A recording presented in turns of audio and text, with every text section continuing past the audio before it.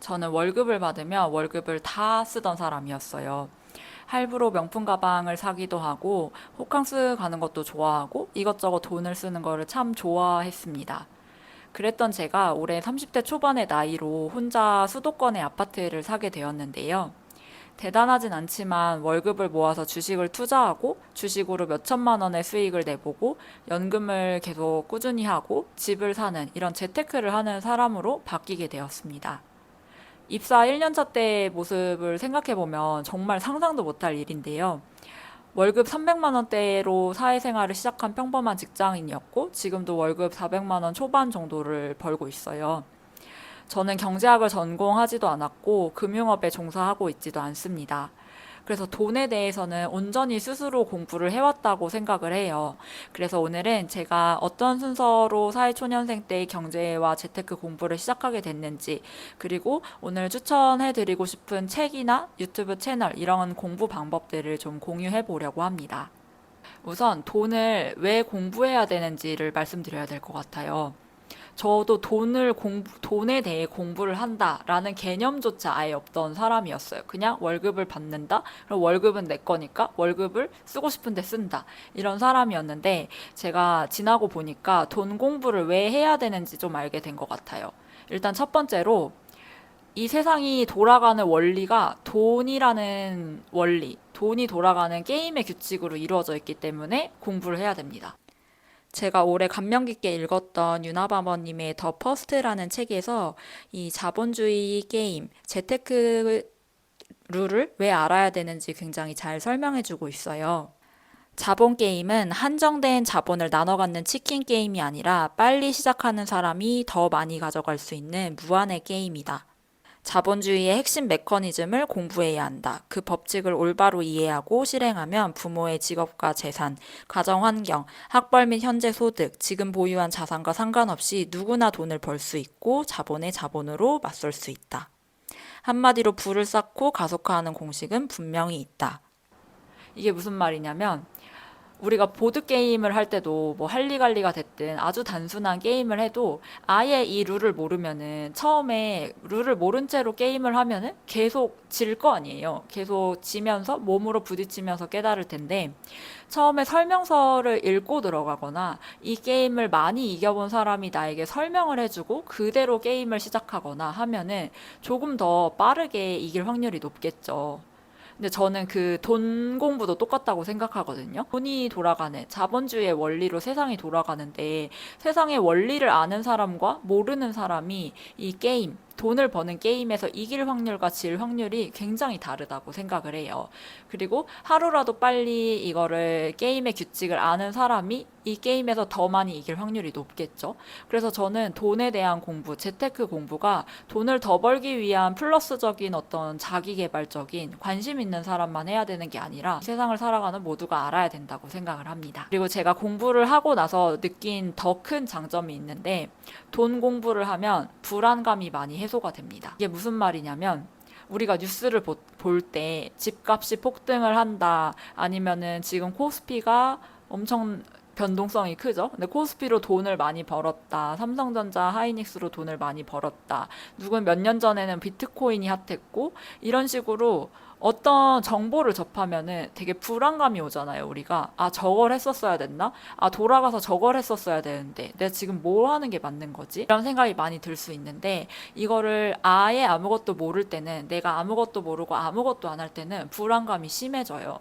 근데 좀 공부를 하고, 아, 나는 이렇게 이렇게 해서 월급을 받아서 뭐 주식은 이런 미국 주식으로 ETF를 꾸준히 쌓아가고 연금은 퇴직연금으로 돌려서 이렇게 하고 집을 사고 하면은 내가 20년, 30년 후에는 노후 준비가 그렇게 힘들진 않겠다. 이런 좀 기준이 생기게 되고 그러면은 들려오는 정보들에 대해서 엄청나게 크게 흔들리거나 그러지 않거든요.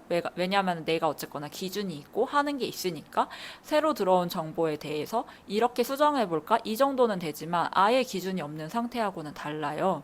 그래서 이 불안감을 없애는데도 굉장히 좋은 것 같습니다. 그러면 처음에 재테크 공부를 어떤 거를 해야 되는지를 말씀드릴게요.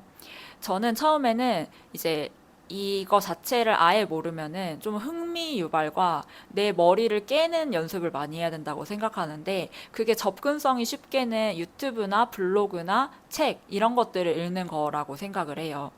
특히 이때 중요한 거는 여러 분야를 폭넓게 접근해 봐야 되는 게 중요한 것 같은데요. 왜냐면 주식 유튜브만 보고 알고리즘이 주식으로 가득 차면은 주식만 정답으로 느껴지고, 부동산만 보면 부동산만 정답으로 느껴지고, 아니면은 사업, 엔잡 이런 거 인스타만 보면은 아, 역시 엔잡을 해야 돼.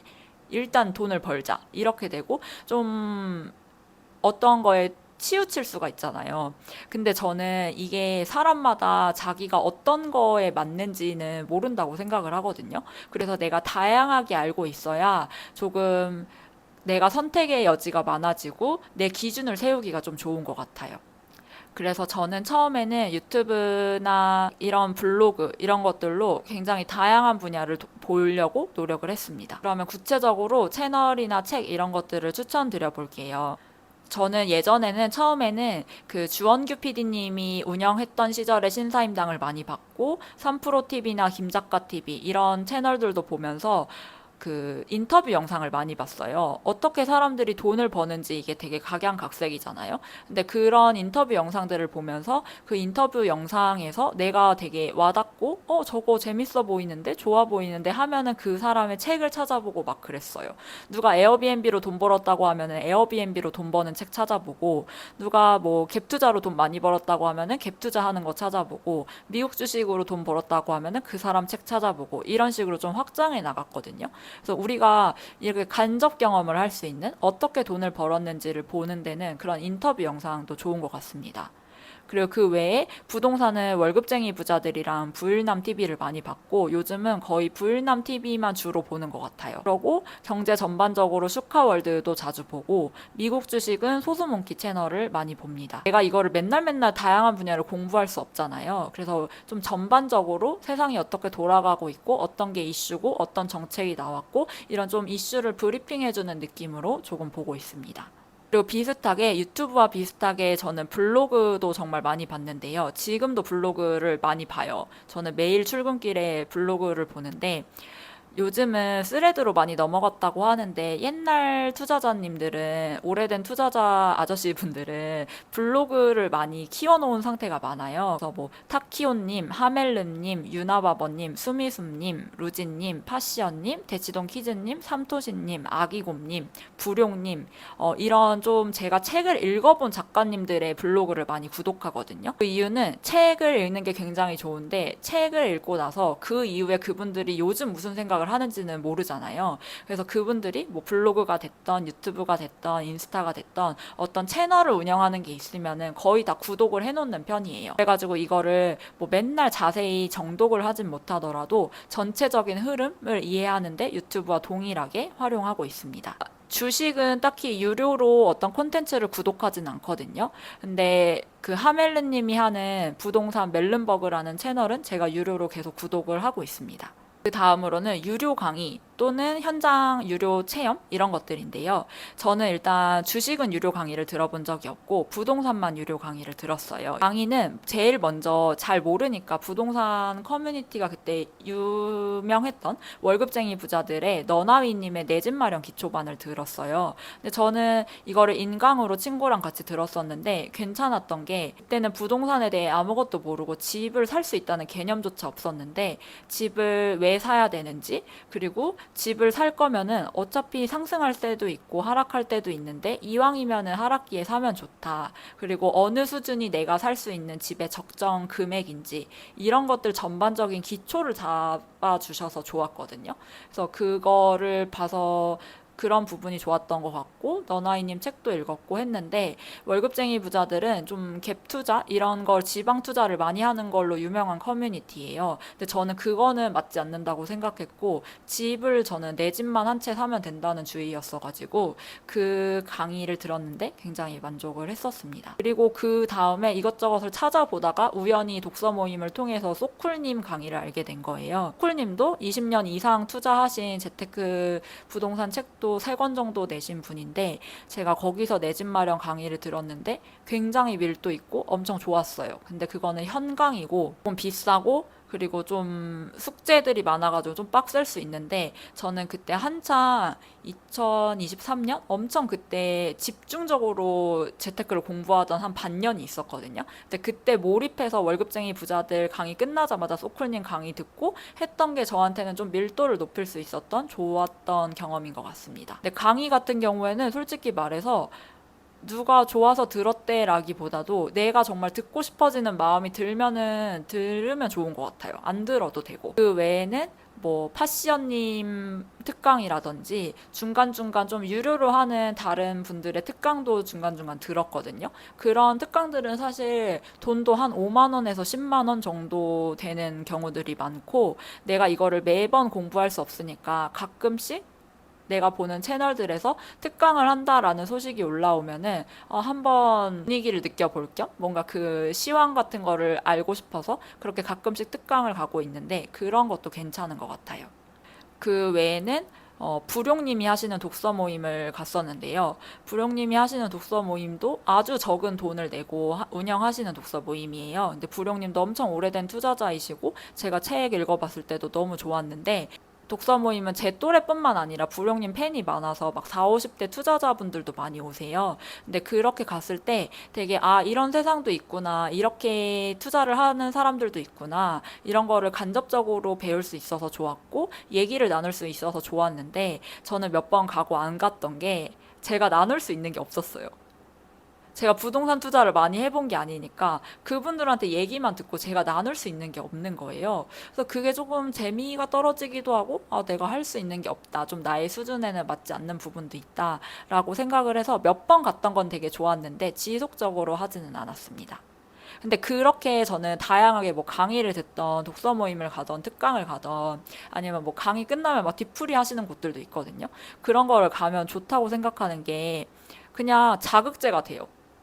내 또래인데, 나보다 어린데, 막 20대인데, 30대 초반인데, 저렇게 살아가고 있구나. 저렇게 관심이 있구나. 이거를 흥미를 올라오게 하는 것도 좋고, 그리고 일단은 내가 만날 수 없는 되게 20년, 30년 된 투자자분들의 말을 실시간으로 들을 수 있잖아요. 그런 게 좀 좋은 자극제가 되는 것 같습니다. 그리고 그 외에는 머니쇼는 한 번 가봤는데 그냥 사회초년생이 가면 좋을 것 같아요. 거기는 막 증권사나 은행이나 굉장히 다양하게 금융업들이 부스를 하는 곳이다 보니까 그런 부스 가서 좀 재밌는 정보도 얻고 그리고 강의하는 것도 엄청 유명하신 분들이 많이 오다 보니까 강의 듣는 것도 좋은 것 같아요. 그리고 마지막으로는 책을 추천해드리고 싶은데요. 저는 사실 앞서 말씀드렸던 뭐 유튜브가 됐든 블로그가 됐든 어떤 커뮤니티들이 순간순간에 자극제가 될 수 있다고 생각하는데 진짜 좋은 거는 자기가 책을 밀도 있게 읽는 거라고 생각을 해요. 왜냐면은 다른 콘텐츠들은 되게 짧잖아요. 인스타든 유튜브든 어떤 블로그든 단문이나 짧은 영상들로 이 사람을 접하게 되는 건데 책은 그 사람이 그런 짧은 채널에서는 말하지 못했던 모든 게 담겨져 있어요. 그 사람의 10년, 20년치의 노하우가 담겨져 있다 보니까 책을 읽는 게 그 사람의 20년치의 재테크 노하우를 배우는 거라고 생각을 하거든요. 그래서 저는 밀리의 서재랑 종이책을 정말 많이 읽었어요. 그리고 또 밀리의 서재로 읽어보고 소장하고 싶은 책들을 종이책으로 사는 편이에요. 그래서 밀리의 서재나 종이책이나 다 이렇게 밑줄 그으면서 메모 남기면서 볼 수 있잖아요. 그래서 그런 과정들이 되게 나한테 머리에 각인도 되고 어떤 문장들을 만났을 때 굉장히 좋은 것 같아요. 그래서 종이책, 밀리의 서재 이렇게 책을 읽는 거를 정말 추천드립니다. 책을 추천드리고 싶은 거는 돈 자체에 대한 공부와 월급쟁이로서의 재테크 이렇게 추천드리고 싶은데 돈 자체에 대한 거는 그 돈의 속성이랑 자본주의 이 정도 추천드리고 월급쟁이로서의 재테크로는 저는 수미수님이랑 루지님 책을 정말 추천드려요. 근데 돈의 속성이나 자본주의는 말 그대로 이 세상이 어떻게 돌아가는지 돈 자체에 대한 관점을 좀 많이 깨주는 책이어가지고 정말 좋은 것 같고 특히 자본주의는 어차피 EBS 영상이 유튜브에도 올라가 있어요. 그래서 책이 부담스러우면은 유튜브로도 보는 거 좋은 것 같습니다.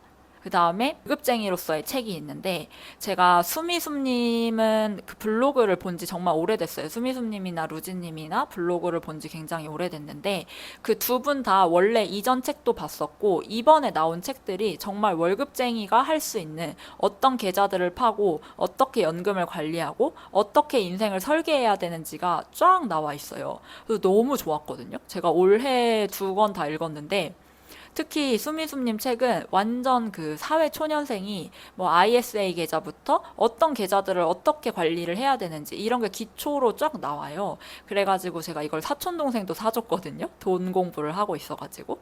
나와 같은 직장인인 혹은 직장인이었던 사람들이 어떤 단계를 거쳐서 재테크를 했는지 하고 있는지 이런 관련된 책을 보는 게 내 미래의 나를 보는 거라고 생각을 해서 굉장히 추천드립니다.